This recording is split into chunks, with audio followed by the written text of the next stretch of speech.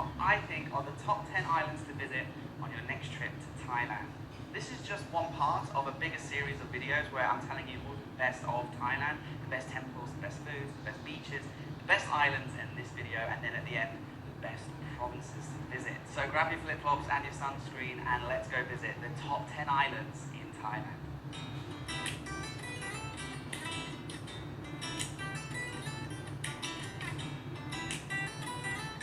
Koh Lipe in the province of Stun is very southern Thailand, almost in Malaysia in fact, and this island is famous for two things. Maldive crystal clear style beach waters, incredible white sands, and some really good snorkeling and scuba diving. It's quite small and there's not a whole lot to do other than relax, go scuba diving, go on a fishing trip maybe, and just enjoy the paradise, crystal clear waters, go for a kayak at sunset. Just enjoy the paradise, beautiful vibes. Some people call this the Maldives of Thailand. To me, there's actually more beautiful islands, which we'll get onto in this list. But Koh Lipe is gorgeous. If you're in the deep south of Thailand, if you're looking to get away from the masses, then check out Koh Lipe.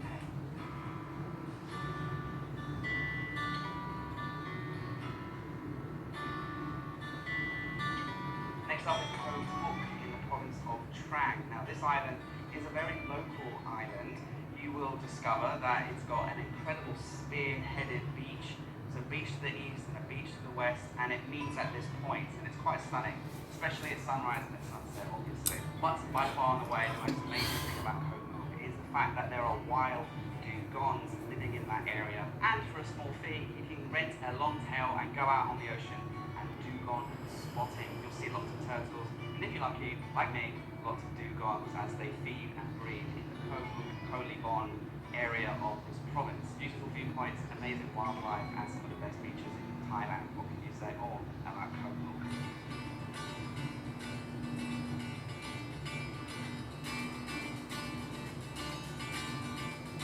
Here's one I'm sure you've heard of, Koh Kipi in the province of Krabi. This place speaks for itself. It is jaw-droppingly beautiful. There is a lot to see and do. It's very commercialized nowadays. In fact, when you get off the ferry, you'll see McDonald's, you'll see Burger King, that kind of thing. But don't be put off, because the sunsets are some of the most colourful, the people and the locals there are some of the most friendly. It's also home to famous Maya Bay, where they filmed the beach, and they've done a great job restoring and reopening that recently, and we discovered that on this channel. You have to, if you're coming to Thailand, visit Koh Kipi. This is the most beautiful, one of the most fun and vibrant islands in the entire country. Hands down.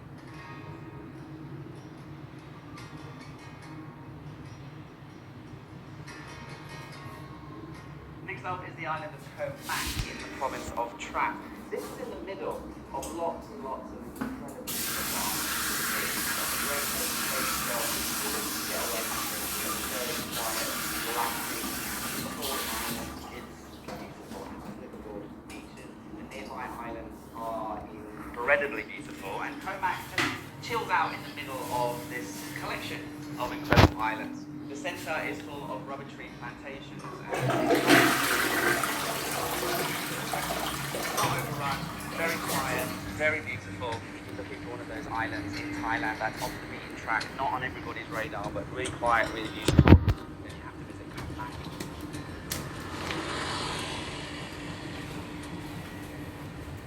A quick thank you from today's sponsor, Cali Case. If you're going somewhere tropical this summer, then you're going to want to check out Cali Case. Their phone cases come in a range of colours and sizes. You also get peace of mind, because as you're playing by the ocean this summer, if you do drop it in the water, obviously it's fully waterproof, but it also floats, so there's no chance you're going to lose your precious phone.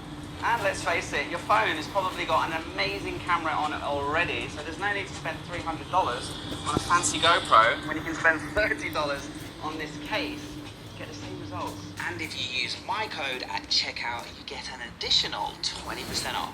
Thank you to Cali Case for sponsoring this video.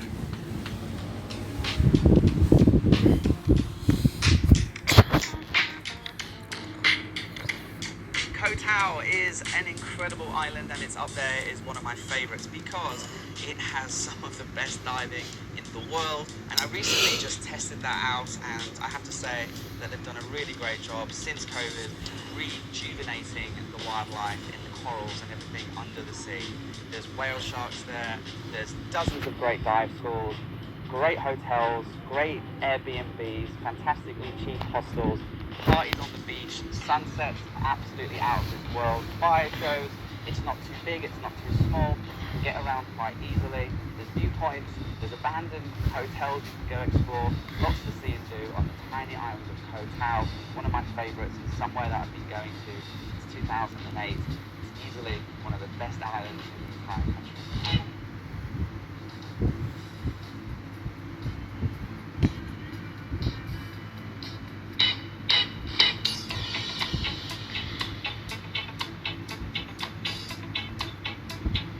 Next up is Koh Phangan, the home of the full moon party, but don't let that be the only thing it's famous for. It's one of the most wild islands. It's just full of jungle and mountains and lizards and snakes and bugs, and it's a real jungle in the middle of this island, but on the outside and all around are beautiful white sand beaches, amazing viewpoints and treks you can do. There's kayaking, there's real communities of alternative style living, people into yoga, people into meditation, people into vegan food. There's a real hippie side there, and on Had Rin, that's where everyone goes to party and dance until the sun comes up. Koh Phangan is way more than just a full moon party, and when you go there you'll find out for yourself. It's quite big. Rent a motorcycle, drive around, find your place and enjoy the paradise of Koh Phangan.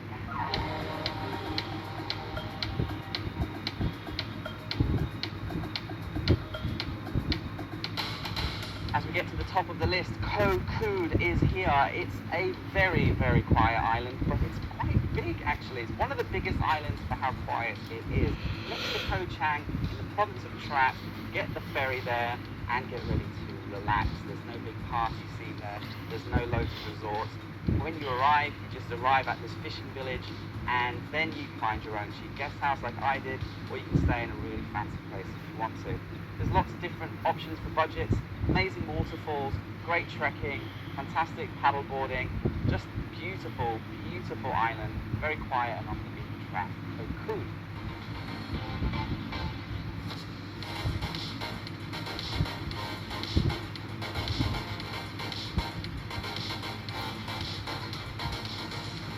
Number 3 is Koh Chang. I just went there for the first time quite recently, and what a place. Very big, not commercial, beautiful roads, great hotels, great friendly people, lots to see and do. There's waterfalls, there's trekking, there's friendly elephants. You can have great sunsets, great food. You can go on boat trips, there's delicious seafood, there's parties there. Koh Chang has it all. It's not too commercial. It's quite easy to get to as well. The ferry from the mainland only takes about 20 minutes, so it's not too stressful if you're sick on boats and things like that. Just get on the car ferry and you're straight there. Koh Chang is waiting for you to be discovered. It's beautiful, and I can see why it's always someone's favourite island. It's absolutely stunning.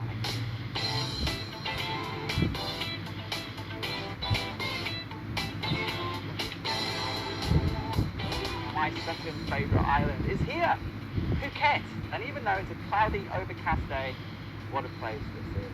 Phuket is so big, it's actually its own province, and it doesn't actually feel like you're on an island, because not only is the island connected by a bridge, but it has an international airport. It's really easy to get to Bangkok and other parts of Thailand, and even back to Europe or the States, because it's an international airport, right? And there's so much to see and do in Phuket. I've been here now for 3 weeks, and I've seen a fraction of this island. It's really big. It's beautiful. There's so much to do and see. It's ridiculous. You can see why it's the #1 destination for tourism in Thailand. There are parts like Patong, Kata, and Karon where it's a lively part of the island. Lots to do, lots of tourism, lots of taxis trying to charge you too much and all the kind of other stuff you have to deal with. But then when you really get to know this island, there are beautiful shorelines, secluded beaches, ancient old towns with beautiful buildings and delicious food. There's also malls and cinemas. You can just really live here, base yourself here, like I've been doing happily for 3 weeks. It's going to be difficult to leave Phuket. It's my second favourite island on the entire country of Thailand. Beautiful, even on a cloudy day like this.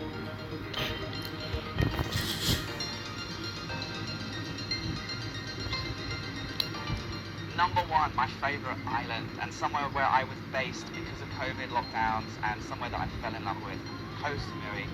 What an island. Not too big, not too small. Again, it has an airport, so you can nip to Bangkok quite easily. Then there's little tiny, beautiful, crystal clear bays. You can go kayaking, the sunsets are beautiful. There's longer stretches of beach, running, good snorkeling, good swimming, loads of restaurants. I mean, I was there for probably, 7 or 8 weeks, and I just tried every different restaurant I could find.